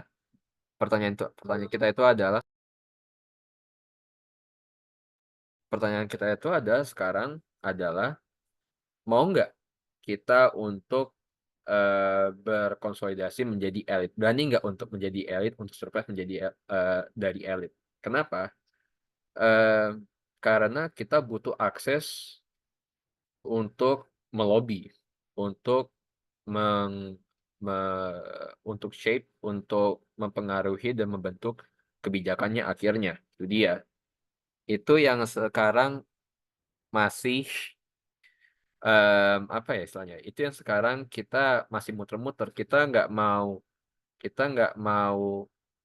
mau survive jadi dari elit, tapi kita nggak mau berani, kalau tanda kutipnya itu adalah berkotor untuk menjadi elit gitu. Karena ya esensi dari politik dalam hal itu adalah kita berani untuk aktif. Itu saja sih. Mungkin saya sangat pragmatis dalam hal ini. Oke, menarik ya. Apalagi di Indonesia emang ada banyak penalti yang harus dihadapi kalau kita misalnya jadi pengurus partai aktif ya, kayak nggak bisa daftar di PNS, nggak bisa daftar BUMN gitu. Jadi ya menarik, bisa nggak sih kita bikin pressure group gitu kan? Iya, mungkin ini balik ke Bayu ya, kayak sebenarnya bisa nggak sih kita di Indonesia bikin pressure group yang legal, beneran terafiliasi dengan suatu partai tapi tetap terpisah gitu kan? Karena kayak sekarang ini kan kayak sebenarnya ketika mulai pemilu tuh pasti bakal muncul banyak kelompok-kelompok bayangan kayak, oh tiba-tiba ada asosiasi sarjana se-Indonesia. Ya kebetulan saya diundang datang terus kayak, ini Oppo atau Cah gitu. Jadi tiap tahun pemilu pasti muncul kelompok-kelompok yang kayak, ini siapa sih? Ketika dicek, dia lagi gitu kan. Kelompoknya ganti-ganti tapi orangnya sebenarnya itu lagi. Nah tapi bisa nggak kita bikin kelompok yang terafiliasi tapi secara peraturan KPU ada somehow cara agar kita nggak perlu terdaftar sebagai pengurus partai gitu misalnya ya. Gimana Bang Bayu? Jadi mungkin ini ya yang bisa gua bukan pahami tapi tangkap juga dari komentar Bang Efraim, Bang kita, kemudian Bang Welly dan juga Bang Reva itu soal yang pertama ya partai politik udah hancur. Baik secara pendanaan, baik secara institusi dan juga terkait dengan masa depan mereka. Dan yang kedua, adil atau tidak kita mendapatkan sistem politik. Yang pengen gue sampaikan itu adalah secara ekonomi politik atau pertimbangan-pertimbangan atau faktor-faktor ekonomi yang juga kemudian berpengaruh terhadap perpolitikan baik dalam tataran masyarakat, tataran partai politik maupun tataran kenegaraan. Terkadang kita itu sering untuk ngomong bahwasanya ya partai politik serta politikus di Indonesia tidak berpihak kepada masyarakat baik dalam sikap maupun kebijakan mereka karena sudah terkooptasi atau malah lebih parah lagi terbeli oleh para elit ekonomi, bisa naga, bisa dikatakan sebagai konglomerat, bisa dikatakan sebagai komprador mungkin oleh teman-teman kita yang berada di spektrum kiri perpolitikan. Tapi dalam kenyataannya mereka seperti itu, partai politik ini merapat kepada elit-elit ekonomi karena hanya elit-elit ekonomi yang selama ini bisa menjamin suara dan juga logistik mereka dari tahun ke tahun menghadapi siklus pemilu selama 5 tahunan dan di antara tahun-tahun ini untuk beroperasi sebagai partai. Karena begini, dalam undang-undang kita, ini sebagai contoh ya, kita ambil dari perspektif ekonominya. Dalam undang-undang kita, partai politik emang salah satu sumber pendanaannya itu adalah uang kas. Jadi misalnya ya kita berberapa nih? Kita berdelapan kader Golkar misalnya gitu kan. Ya maka DPP Partai Golkar itu berhak untuk narikin uang kas sebanyak sekian rupiah. Dan tahu gue nggak mahal-mahal banget per anggota yang punya KTA itu cuma ditarikin nggak lebih dari 100.000 per orang per bulannya. Dan itu menjadi sumber daya sumber finansial untuk mendanai kegiatan partai selama beberapa tahun ke depan. Nyewa kantor, bayar listrik, beli galon air, ya kan, beli bensin buat mobil operasional mereka sehari-hari, habis itu nancep bendera kiri kanan, bikin baliho kiri kanan, atas bawah, dan lain sebagainya. Salah satu sumber pendananya adalah uang iuran kader. The problem is, udah mah masyarakat Indonesia yang gabung partai politik itu sedikit banget, terutama dari kalangan menengah ke atas. Dan nggak semua dari kader partai politik ini, bahkan anggota-anggota yang sudah mendapatkan jabatan di kementerian dan juga di DPR, itu tertib untuk membayarkan iuran mereka per bulan dan juga per tahunnya. Nggak usah sumbangan-sumbangan yang lain ya, tapi untuk iuran aja mereka itu susah. Jadi dalam keadaan di mana partai politik ini dibuat tidak mampu untuk menarik iuran-iuran anggota mereka, rapat kepada konglomerat itu adalah dalam konteks menjaga keberlanjutan daripada partai politik itu hal yang rasional buat dilakukan. Yang pengen gue sampaikan di sini adalah kalau emang kita itu pengen konsisten dalam berpolitik, mungkin ya izin Bang Efraim gitu kan, tapi kalau ya Bang Efraim tadi perspektifnya itu yang rebel, tapi dari perspektif gue sebagai ya mungkin bukan di dalam sistem tapi ada dalam organisasi yang berpolitik, maka dalam rangka kita melakukan perebutan terhadap skena perpolitikan kita, maka hal-hal seperti itu tadi perlu diperhatikan. Bisakah kita sebagai masyarakat sipil, bisakah kita sebagai masyarakat kelas menengah, ke bawah dan juga ke atas, itu meyakinkan partai politik sebagai suatu lembaga untuk tidak lagi bergantung kepada konglomerat-konglomerat maupun aktor ekonomi lainnya dalam rangka mereka mendapatkan keberlangsungan pendanaan finansial. Ketika kita memiliki kemampuan untuk menyumbangkan katakanlah 30% sampai 40% dari pendanaan partai politik yang dianggarkan oleh mereka setiap tahunnya, maka itu kita merebut sekitar 30%, 40% kemampuan pembuatan kebijakan yang selama ini dipengaruhi secara total oleh perusahaan-perusahaan dan juga konglomerat-konglomerat besar. Jadi salah satu tamparan yang kemudian juga mengenai aku waktu belajar ilmu politik waktu di Ilpol Visip UI adalah gue dibuat sadar bahwasannya dalam prosesnya gue meminta adanya partai politik yang akuntabel, partai politik yang representatif, partai politik yang bekerja untuk rakyat dan juga bukan untuk pengusaha. We are asking too much. Ini menurut gue ya, boleh dibilang, tapi menurut gue we are asking too much, but at the same time we are giving too little. Kita pengen partai politik diubah dari segi membership, ya kan, kita pengen ketum partainya itu juga sesuai dengan apa yang diinginkan oleh masyarakat. Tapi sesimpel duit iuran aja kita nggak ngasih gitu. Jadi dalam keadaan di mana secara real partisipasi masyarakat sipil kita ini initial dalam partai politik itu menciptakan suatu ruang yang kosong, dan sayang saat ini diisi oleh para pengusaha-pengusaha konglomerat-konglomerat yang melakukan bisnis ekstraktif di Indonesia. Itulah yang kemudian mengakibatkan muncul suatu bercandaan gitu. Lu kira PDI sama Golkar yang paling banyak menang, Gerindra gitu yang paling banyak menang dalam Pilpres 2024 kemarin? Enggak. Yang paling banyak menang itu adalah Partai Haji Islam Nasional. Why? Karena Haji Islam lah yang bisa mendanai partai-partai politik ini gitu. That's the problem yang perlu kita cari permasalahan, perlu cari apa namanya solusinya. Mungkin itu dari gua, ditambah mengenai adil nggak adil ya. Gua pakai contoh yang real mungkin ya, Bang Willy. Nyokap gua dari Banten. Jadi itu adalah kerajaan Ratu Atut dan lain sebagainya gitu kan. Tadi Bang Gita juga berbicara soal apa namanya Andra Tony. Dan gue juga ngobrol sama siapa namanya salah satu ya bukan aktor sih tapi dia ngebantu Andra Sony lah waktu Banten dalam Pilgub 2024 kemarin Pilkada. Dan ya dia menjelaskan pernyataan yang ada di lapangan kenapa kok yang namanya Andra Sony ini bisa menang gitu melawan ya ibu dari segala oligarki dan juga kekuatan politik dinasti yaitu Ratu Atut dengan ya, pionnya waktu itu siapa namanya itu gue lupa yang sempat ke PDI juga Irene, thank you. Jawabannya simpel, bahwasannya dalam masa kampanye yang diselenggarakan selama 2 tahun, 3 tahun ke belakang sebelum pilkada, yang bisa menjawab dan juga membantu masyarakat ketika mereka sedang menghadapi kesusahan adalah undersonic. Meskipun uangnya itu memang juga berasal dari sumber-sumber yang tidak halal. Nah, yang pengen gue sampaikan di sini adalah ini permasalahan perpolitikan di Indonesia ini adalah ya terkadang kita terlalu sering membahas aturan-aturan yang ada, legal formal yang ada, ketentuannya seperti apa dan lain sebagainya. Tapi kita melupakan faktor-faktor yang secara real itu berpengaruh di kalangan masyarakat sehingga seseorang itu pengen memilih siapapun yang menjadi perwakilan mereka di parlemen.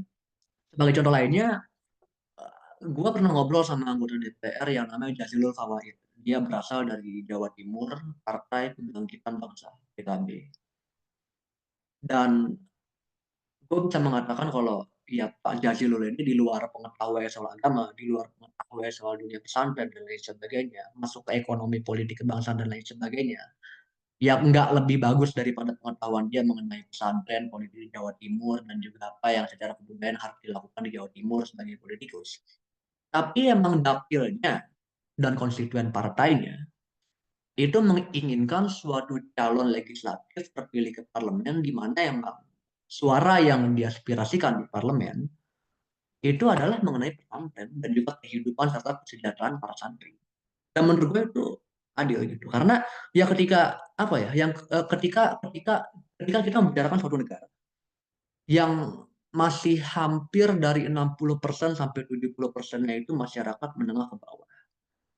Dan kebanyakan daripada itu yang terpilih masuk ke parlemen adalah orang-orang yang secara pemikiran, konsep, ide, dan juga gagasan gak jauh-jauh dari 70% tadi itu. Maka dalam konteks demokrasi itu adalah, kita nggak perlu ngomongin apakah ini adil atau tidak adil, tapi merupakan suatu kewajaran. Ketika negara ini masih didominasi oleh orang-orang yang berasal dari kelas ekonomi menengah ke bawah, maka kualitas dari legislator kita yang duduk di parlemen adalah yang secara kategori itu juga menengah ke bawah. Jadi adil-adil aja kalau menurut gua.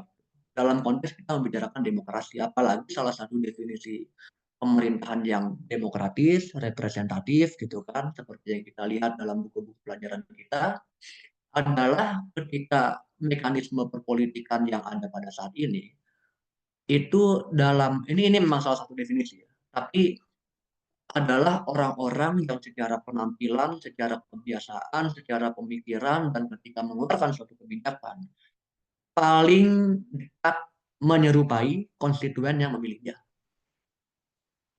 Dalam konteks seperti itu, maka demokrasi yang kemudian menghasilkan orang-orang yang selama ini kita keluh kesahkan, wajar aja terjadi.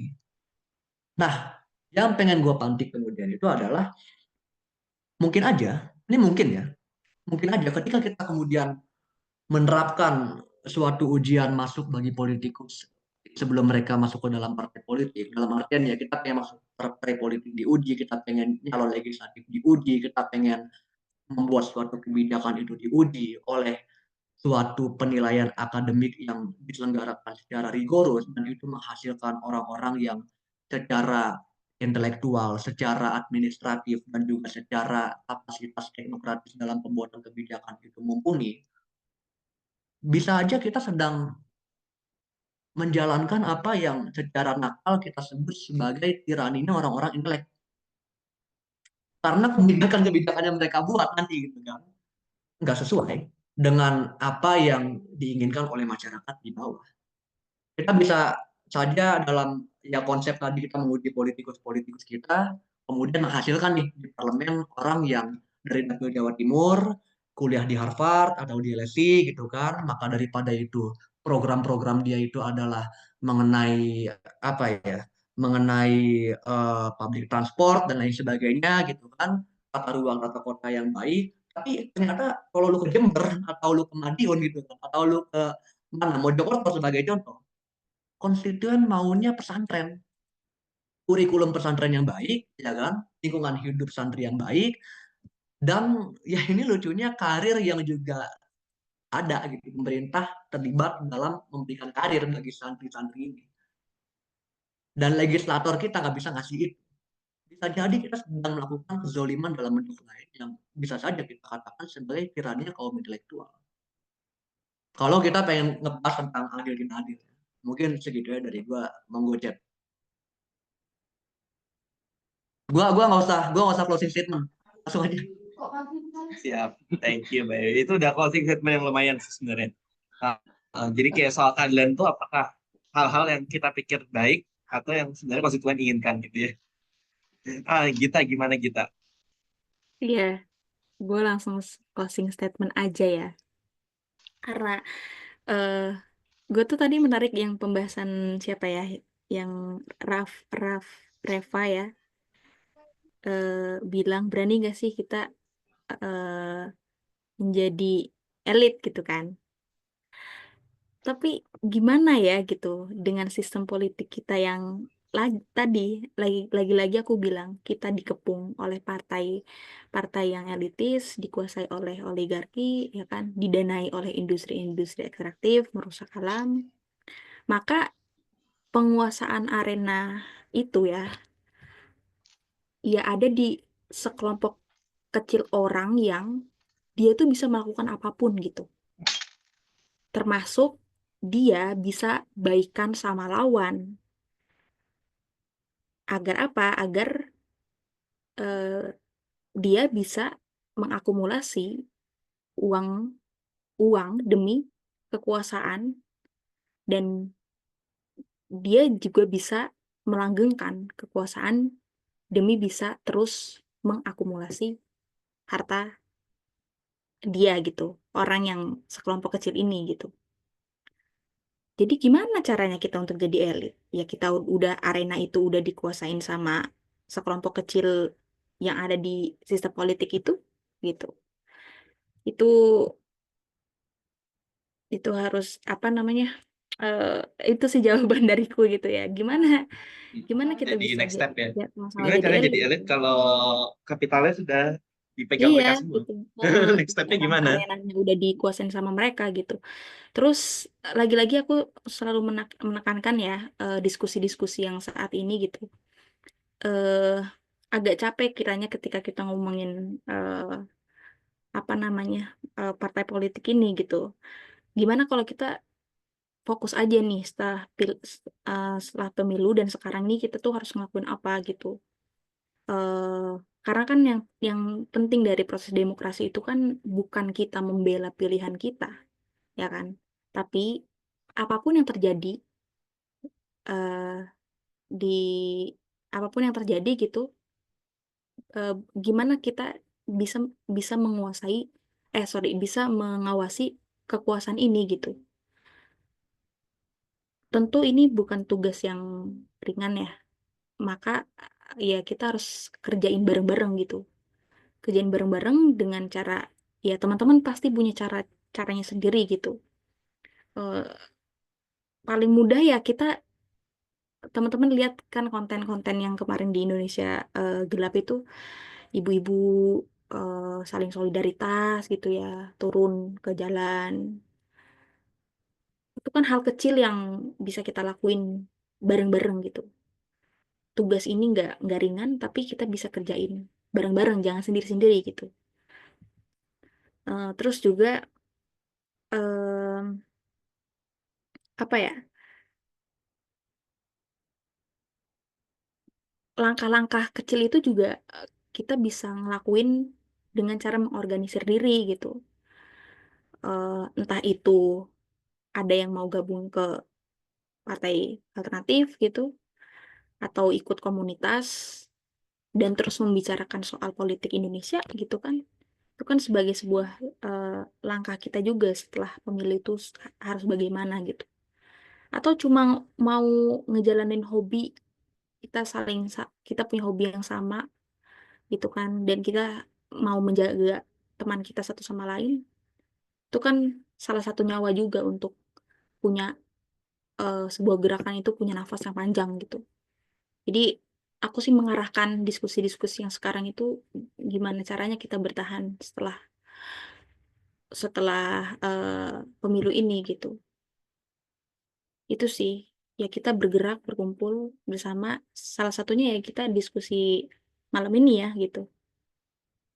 Oke, statement dariku itu. Oke, thank you Gita. Terakhir Le Efraim.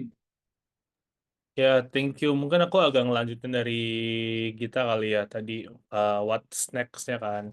Jadi mungkin yang pertama obviously kayaknya memang PR-nya adalah gimana kita masyarakat sipil tadi bisa punya satu visi ya, shared vision gitu kan.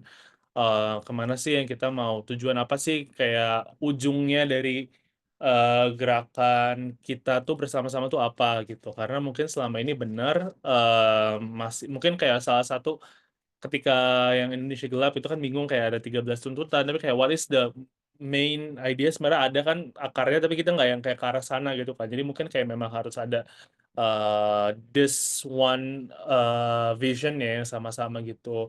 Terus yang kedua adalah mungkin ini sih kalau dari aku setelah kita punya sama-sama visinya, kayaknya itu sama-sama gimana kita bisa menyuarakan visi bersama tadi ya gitu. Mungkin kalau aku sempat juga uh, bilang kayaknya memang mau nggak mau kita harus masuk ke ruang-ruang seperti TikTok apa segala macam. Memang kita harus bikin konten. Maksudnya sekarang ini kan kayak orang-orang tuh dengerinnya ini ya apa influencer kan. Jadi gimana kita bisa kayak bikin konten yang memang orang tuh dengar gitu. Karena kita kan butuh kayaknya ini sempet juga Mbak Bibip yang bilang, jadi kayak politik itu bukan cuma masalah tentang kayak ideologi doang, tapi kan itu juga masalah kayak numbers game kan gitu. Gimana kita bisa mengumpulkan massa sebanyak-banyaknya yang memang setuju sama kita gitu, dan mau nggak mau ya berarti kan kayak harus masuk ke TikTok apa segala macam itu.